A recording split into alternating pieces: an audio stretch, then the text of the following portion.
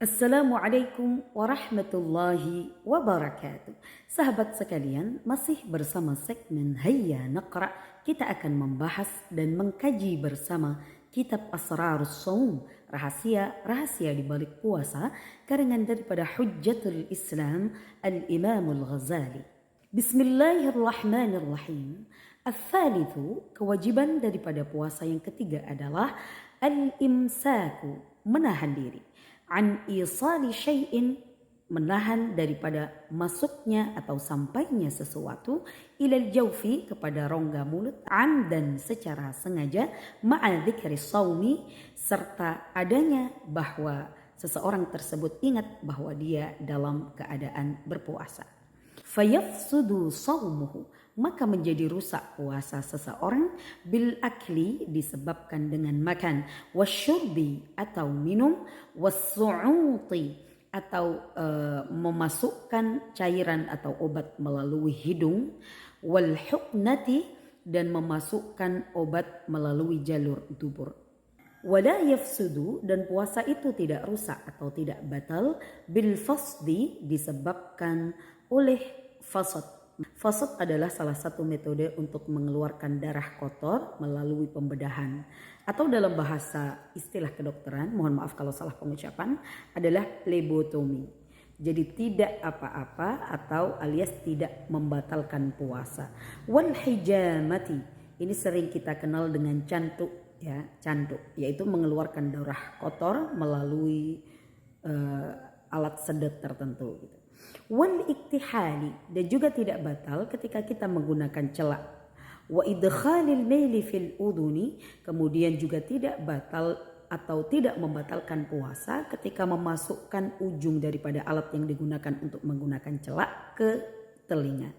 Wal ihlili, begitu juga memasukkannya pada lubang zakar laki-laki atau pada lubang puting susu daripada perempuan. Illa ayyuqattira fihi, kecuali apabila seseorang meneteskan sesuatu ke dalam ihlil atau ke dalam lubang daripada tempat jalur keluarnya urin daripada laki-laki, atau tempat lubang di puting susu keluarnya air susu ibu. Ma yablughul mathanah, maksudnya apabila meneteskan sesuatu sehingga mencapai atau sampai pada tempat urin, ya. Wa ma yasilu bighairi qasdin, dan juga tidak membatalkan puasa apabila ada sesuatu yang sampai dengan tanpa sengaja, sampai ke jauf atau rongga dengan tanpa sengaja. Contohnya min ghubarit tariqi, misalnya debu-debu di jalan, au dhubabatin, atau lalat, tasbiqu ila jaufihi, yang terlanjur tanpa sengaja masuk ke dalam rongga mulut. Au ma yasbiqu ila jaufihi, atau sesuatu yang tanpa sengaja terlanjur masuk ke dalam rongga mulut, fil madati, ketika berkumur. Fala yufattiru, maka hal itu tidak membatalkan puasa. Illa, kecuali idza balagha fil madati, kecuali apabila seseorang tersebut berlebih-lebihan di dalam berkumur. Dia sengaja berkumur berlama-lama agar ada air yang masuk ke dalam rongga mulutnya, kemudian masuk ke perut sehingga menghilangkan dahaganya. Fayufattiru, maka ketika seseorang berlebih-lebihan di dalam berkumur, maka hal itu membatalkan puasa.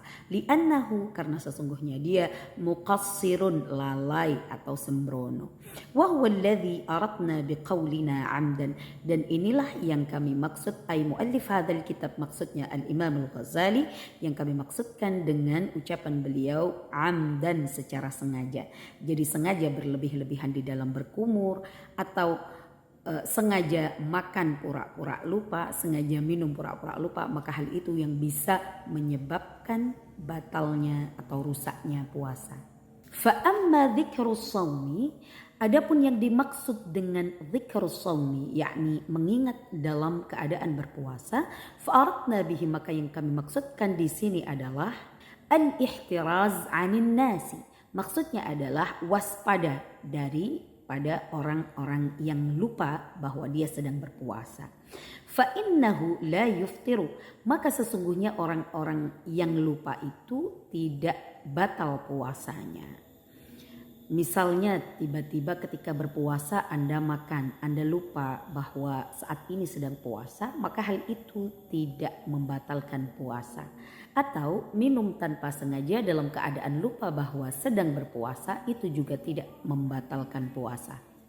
Amman, adapun apabila ada seseorang akala amidan, dia makan secara sengaja, fi tarafayin nahari, di kedua ujung hari. Tarafayin nahari bermakna bisa jadi as-subuh wal maghrib, yakni waktu masuk subuh atau berbuka, yakni waktu maghrib. Thumma dhahara lahu, maka kemudian jelas bagi dia annahu akala naharan, bahwa dia makan pada waktu siang hari. Bitahqiqi, secara nyata, fa'alaihil qada'u, maka wajib baginya mengqada' puasanya karena puasanya batal pada hari itu.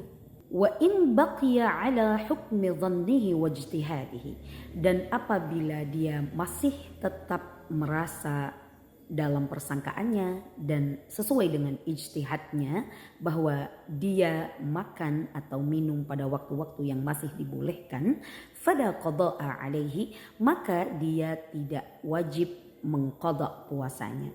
Wala yanbaghi an ya'kula fi tarafayin nahari, dan seharusnya dia tidak makan di kedua ujung waktu illa binadharin, kecuali setelah dia betul-betul melihat dan mengetahui, wajtihadin, dan meneliti atau berijtihad. Maksudnya di sini adalah ketika seseorang berpuasa, maka hendaknya dia berhati-hati di dalam mengakhiri makan waktu sahurnya. Bisa jadi apabila dia tidak memperhatikan, bisa jadi dia makan tetapi waktu subuh telah masuk.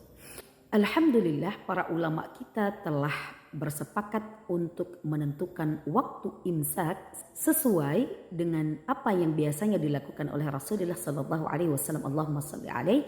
Beliau biasa menghentikan waktu sahur atau makannya yang mana dengan jarak 50 ayat membaca Al-Quran menuju waktu subuh. Maka ulama berijtihad bahwa itu adalah sekitar 10 menit. Maka waktu imsak atau pembatas antara waktu sahur dengan masuknya waktu fajar, diadakanlah imsak dengan jarak 10 menit untuk ihtiyatan, untuk berhati-hati agar tidak terjadi hal seperti ini, menyangka masih waktu sahur akan tetapi sudah masuk waktu subuh. Begitu juga ketika waktu berbuka tiba, maka sebelum makan atau sebelum berbuka hendaknya dipastikan dengan betul apakah waktu berbuka telah tiba. Alhamdulillah kita di Indonesia begitu banyak jadwal imsakiyah ataupun jadwal berbuka sehingga peluang kesalahan waktu berbuka sangat minim insya Allah. Sahabat sekalian, sampai di sini dulu kajian kita kali ini. Sampai berjumpa pada part selanjutnya. Semoga memberikan pencerahan. Wassalamualaikum warahmatullahi wabarakatuh.